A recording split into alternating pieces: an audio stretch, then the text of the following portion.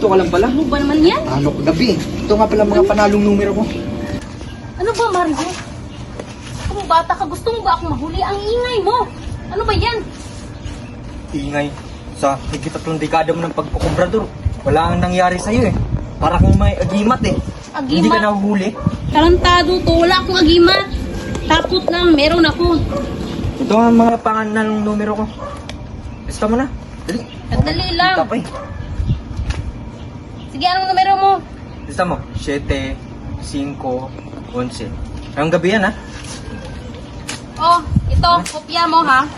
No, balato ko, ha? Huwag mo akong kalimutan pag nanalo ka. Isang numero na lang at makukumpleto na ang Mega Million Combination. Kayo na kaya ang susunod na magiging Mega Milyonaryo? Aling Amelia. Oh, Dalia. Ba't parang hinahabol ka naman ng aso? Ano, tataya ka ba? Pwede po bang pautang kahit pantaya lang po? Naku, Dalia. Hindi ako nagpapautang. Kahit 2 piso lang po. Nasa ospital po kasi yung panganay ko eh. Nagbabaksakali po kasi kami baka manalo yung numero ko pambili ng gamot. Hindi na nga. Anong numero mo? 8, 5, 4 po. Birthday niya. Ito. Sana kawawaan ka ng Diyos. Kawaan nawa kayo ng Diyos. Salamat po talaga. Sige na.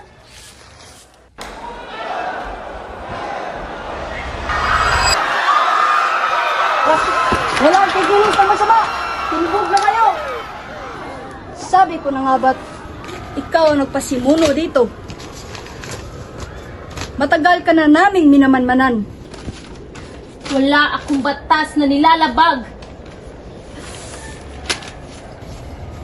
Alam mo na ang kalakaran, Amelia.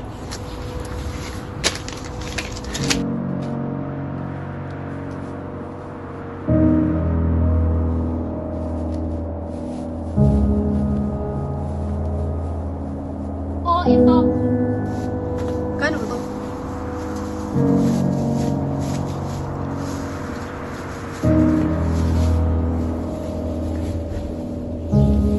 Sa susunod ulit.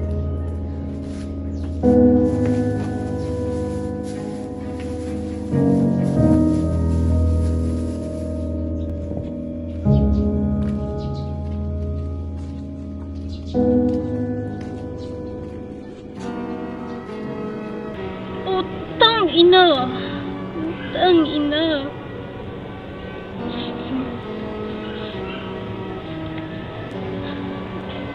Perang hindi sa akin. Luha pa. Swerte hindi pa nararanasan. Panalo pa kaya sa buhay? Ginagawa ko lang naman ang alam kong gawin. Itong pagiging kobradera ko. Pero hanggang kailan?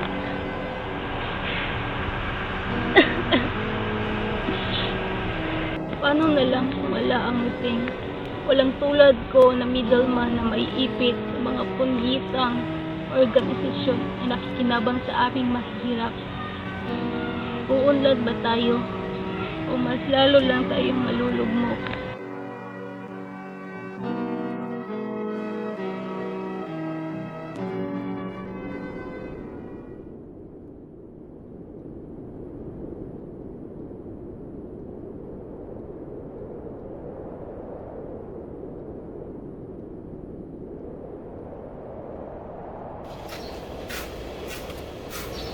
Uy, hindi niya.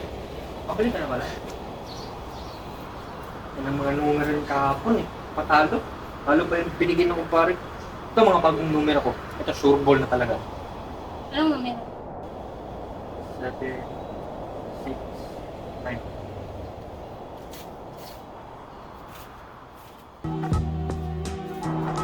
9. Ang buhay ng isang kobrador.